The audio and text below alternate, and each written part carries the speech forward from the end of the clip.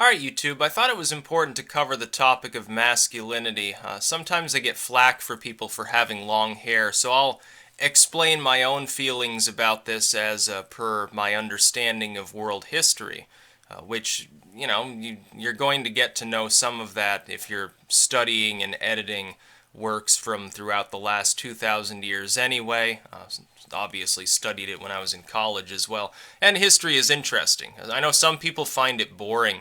I don't. I find it fascinating. It doesn't even matter where the history is occurring, what time period, what nation, or whatever.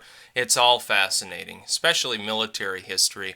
And you're thinking about like the Battle of Guatemala or something like that. You have 100,000 people killed out in the steppes somewhere, and they're just lying there rotting. You can imagine how it smelled. Probably pretty bad. Probably worse than Hillary Clinton's colostomy bag. But masculinity is severely, I would say, misunderstood in modern times. You've got to realize that what people consider masculine now, like post early 20th century masculinity, is actually has nothing to do with traditional masculinity in a historical sense. Throughout most of human history in most civilized cultures, most westernized cultures, that is, the diaspora of people who were enlightened enough to develop actual technology. It was a hallmark of nobility or royalty, for instance, to have long hair and the beard and so forth. The slaves were shaved bald to keep fleas off of them. The peasantry had closely cropped short hair. Males, that is, of course. Females have traditionally had long hair regardless, unless, again, they were a slave, then they might have had it butched off at some point. People who were more in the mercantile or lower noble classes had sort of mid-length hair generally. You see this depicted from time to time. And then if you look back at portraits of, for instance, the royal lineage of any of these European states, typically, you see them depicted with quite long hair. Vlad the Impaler, or King Richard or anything like that, Richard the Lionheart. They're depicted with long hair. Why is that? Specifically, it was a mark of masculinity. It was a mark of masculinity for multiple reasons. Number one, it showed that you were powerful enough to maintain such hair without it being flea infested. You had wealth. You were cleanly. You were a person of some degree of dignity. You didn't live in a place where you had a dirt floor and a thatched roof and a bunch of feral animals sitting around. You were a noble or a royal or something along those lines.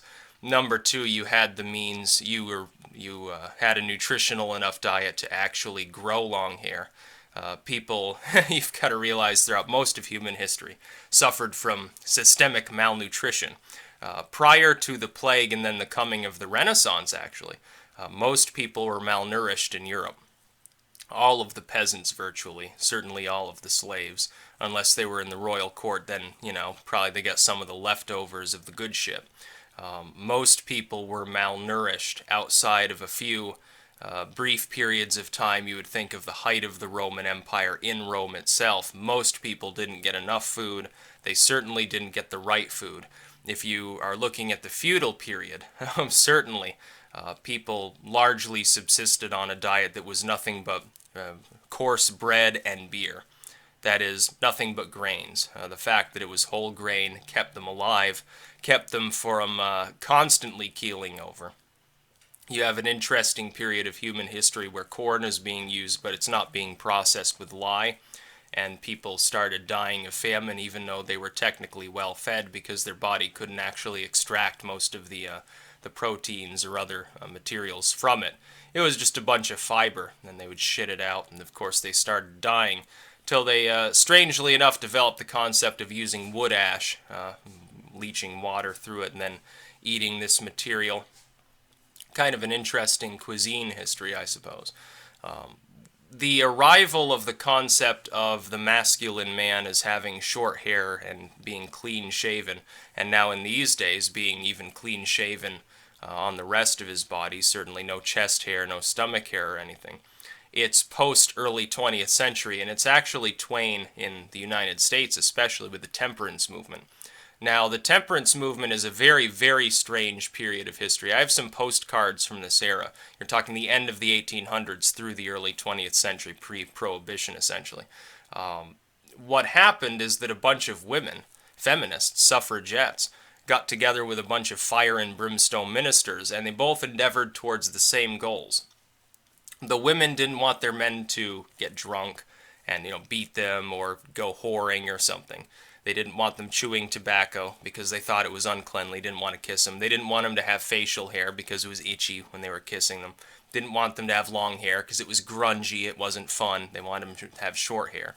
The fire and brimstone ministers wanted the same thing. It made a more easily sexually controlled flock, a more feminized flock, if you will, of men that were no longer Wild West, rough and tumble, that thought the preacher was full of shit and, hey, I'm going to go gun somebody down and take their money.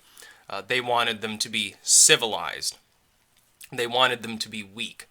And so they readopted the same imagery from past times that usually was the hallmark of a slave, which is short hair, no facial hair. You're not allowed to drink. You're not allowed to use mind-altering substances. It's a sin. You're not allowed to, fire off your six-shooter in the streets or something like that. You get the first stage of early gun control in this same period of time. It's very, very funny to see people who pretend to be traditionalists. They pretend to be, white pride, European pride, I'm traditional European, and yet they have short hair and they're part of the straight edge movement or something like that. You don't understand your European history. You really don't. Most of your ancestors were drunks. They had long hair if they were people of any means. They certainly wanted to have long hair to emulate nobility and royalty at the time. They were mostly illiterate, and they ran around killing people on a regular basis. If they were doing any soldiering, that's the knights, the shining knights of the medieval era. They were mostly a bunch of fucking land pirates that were sent out by feudal lords to go terrorize the local population into obeisance.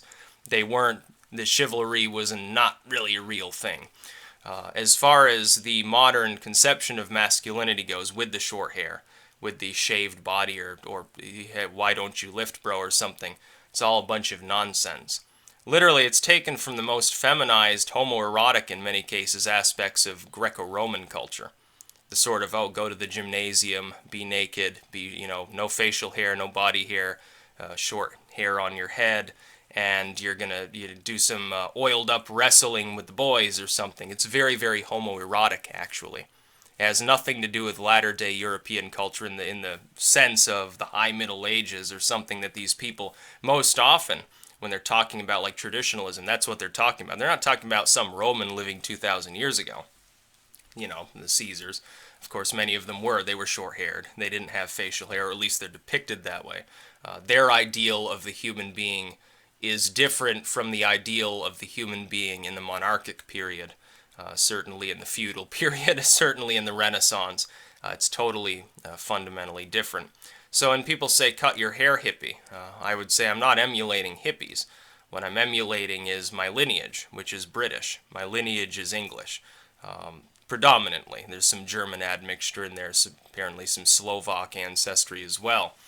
These people, where they had higher stations in life. I'm not talking about those ancestors of mine, which many of them probably were, that were, they were just, apparently blacksmithing and carpentry were common among my lineage.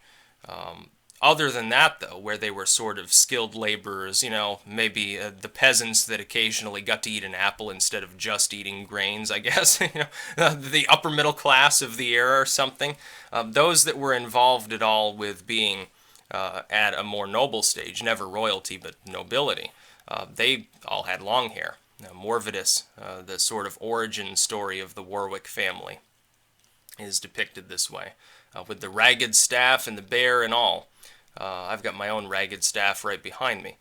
But that's traditional masculine imagery. If you're talking specifically about European lineage, if you're talking about the, oddly enough, latter-day multicultural lineage of Rome or something before it gets eclipsed by Christendom in a general sense, before it gets usurped by a foreign Middle Eastern cult, that is, then yeah, you would definitely be symbolizing masculinity with short hair. But then again, most of you probably don't oil yourselves up and go nude wrestling with the boys at the gymnasium. So I'm going to assume that that's probably not what you mean by traditional masculinity. If you're talking about traditional masculine norms within American culture, it isn't until the last century that short hair and a smooth face and so forth are seen as masculine either. Before that, long hair was very common. Look at Wild Bill Hickok or some, picture of somebody living back then.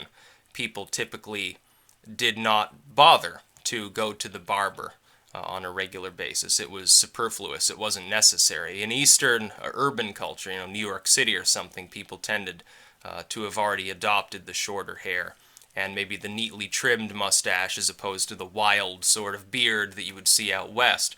But the more rough and tumble individuals that kept moving west as the territories became states and fell under true federal power, the people that were on the fringes of polite society that wanted to avoid law and order, they were typically unwashed, unshaven.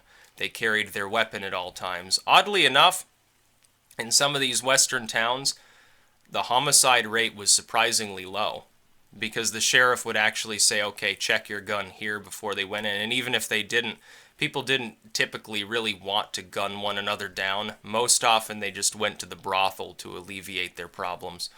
Then they went back off into the wilderness. If somebody died out there, it probably wasn't recorded. Oh, we found 13 bodies in this ravine. Were any of them murders? I don't know. And they're badly decomposed. Who can tell? This one appears to have some residual gold dust all over his face. I think he was snorting something along with it, too. Masculinity is wildly misunderstood within Western culture these days. Because technically speaking, there's no single masculine appearance. Because again, if you look at antiquity, you are looking at short hair. You are looking at the clean-shaven face and the oiled-up Greek wrestler or something like that, something a little bit on the homoerotic side. If you're looking later, if you're looking specifically at Northern European lineage, having a beard, having long hair was the norm. Certainly some Viking warrior or something like that, they're not typically depicted with short hair. That's for a reason, because they didn't typically have short hair. There'd be no reason for it.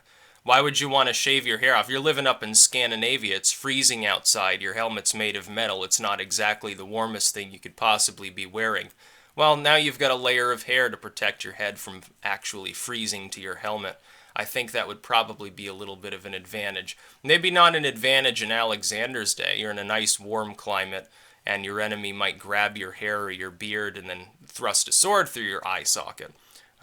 But times were different back then. Antiquity is further gone than certainly the Middle Ages or the Renaissance within Europe. That's about all. Peace out.